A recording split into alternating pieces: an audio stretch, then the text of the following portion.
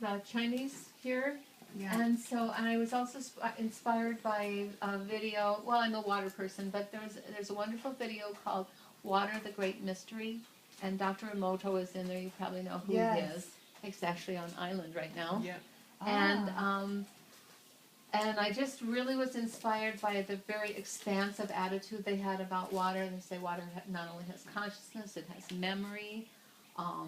And so I just wanted to incorporate a lot of those things. And this is actually larger paintings than this.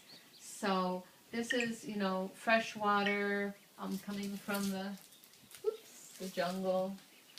And then it turns into water vapor and the rainbow, and then the big wave, and then the frozen aspect.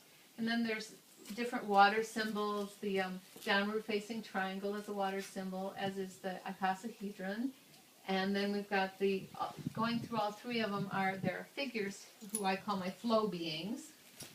And then this is, depicts the oceanic conveyor belt, which is different than currents, but it's the way the hot and cold water mix.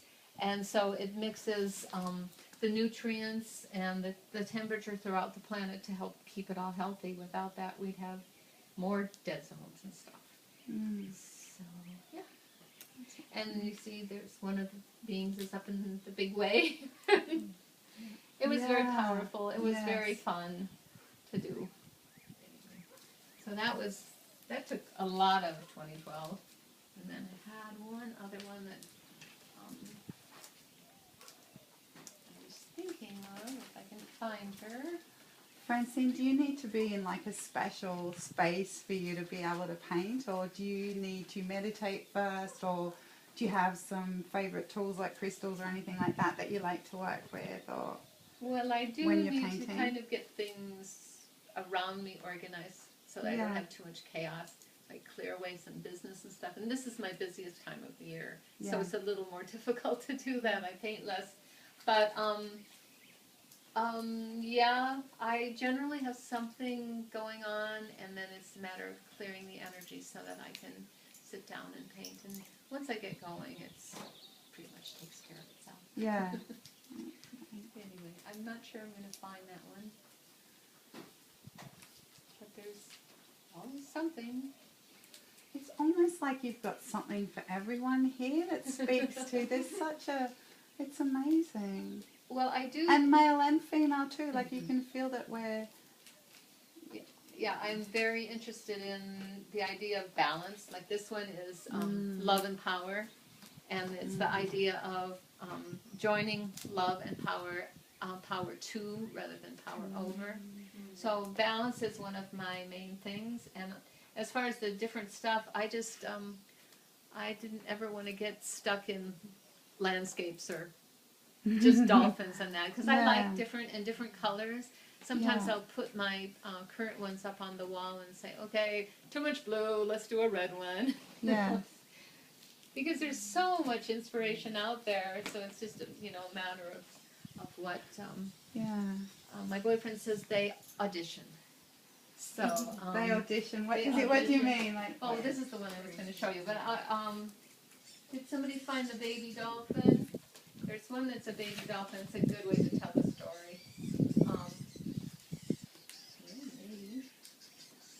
They're all sorts. This is a good one to tell that story. This was I was swimming one day at two-step, and I was watching three turtles, and all of a sudden this little white-tipped shark swam right in between them, and I was so excited. I turned around. I wanted to see if anybody was there I could show. And there was a spotted eagle right there. So this was in the space of like this living room, in a very small space. I don't know if you can see. No, I might have to. But it. Oh, now I can see it. That's so beautiful. yeah, so they auditioned. Oh, I see. I understand. And the same with the jaguar that you saw in the other room. Yeah.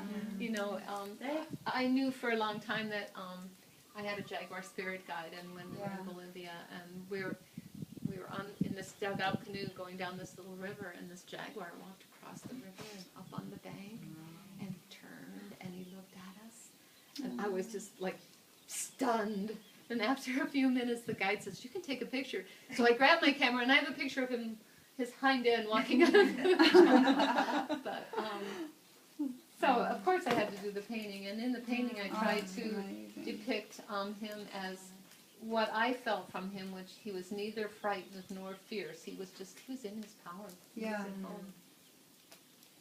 That's Didn't awesome. know that a baby dolphin's in here. I think actually I did see the jaguar. Oh yeah, this is the baby dolphin. This is a somewhat recent painting, and pretty recent. And what happened? I have a lot of dolphin paintings, and I'm thinking I've got enough dolphin paintings, right? And so I went out for a swim, and there's nobody out there. I'm just enjoying my swim, and all of a sudden this small nursery pod comes in, and the mother brought over her baby, and it was the smallest dolphin I'd ever seen. I'm sure he was hours old. And she brought him around, and he kept coming around and around me, and I said, okay, okay. And because he was so little, I used the baby colors on that. And this is the other one I was thinking that I had done last year, that it's called Embracing Radiance, and the concept here is there's so much darkness in the field going on that we need to learn to embrace more radiance, embrace more light. Yeah. And so she's doing that, and part of the deal is that she's grounded. She's grounded in the earth, she's grounded in what we need to do so we can hold more light. Oh, that's beautiful. Yeah. Thank you, Francine. Sure. That reminds me of our meditation.